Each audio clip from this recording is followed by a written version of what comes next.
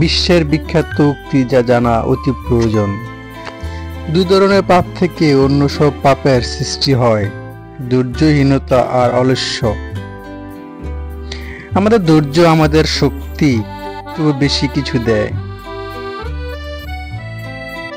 সুন্দর করে কথা বলা একটা আর্ট, কৌশল। এই আর্ট আয়ত্তে থাকলে সহজে মানুষকে আপন করা যায়। তিনটি শক্ত মানুষকে ধ্বংস করে দেয়: লোভ, হিংসা ও অহংকার। ইমাম গাজ্জালি। সম্পদ তোমাকে পাহারা দিতে হয়, কিন্তু জ্ঞান তোমাকে পাহারা দিয়ে রাখে। হযরত আলী।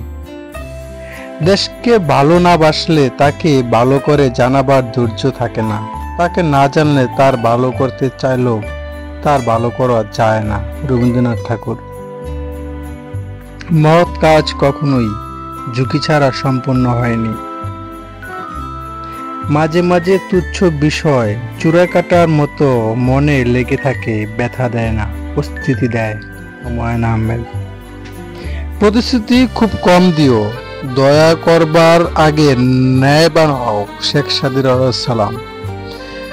তোমার নজর যদি অন্য কুই দেখে তবে তুমি কখনই কাউকে ভালোবাসতে পারবে না। আর যে সৎ দেখবে সে পারে না, সে কখনই সৎ হয় না। আগুন যেমন ফুৎকার দ্বারা বৃদ্ধি পায়, ক্রোধ তেমনি বৃদ্ধি পায় কথার দ্বারা। স্বার্থ ছাড়া পৃথিবীতে কিছুই নেই। জ্যোৎস্নায় ছাড়তে তো মানুষ চাঁদকে এত ভালোবাসে। অন্যায় করে লজ্জা না পাওয়াটা আর একটি অন্যায়। আমরা জীবন থেকে শিক্ষা গ্রহণ করি না বলে আমাদের শিক্ষা পরিপূর্ণ হয় না।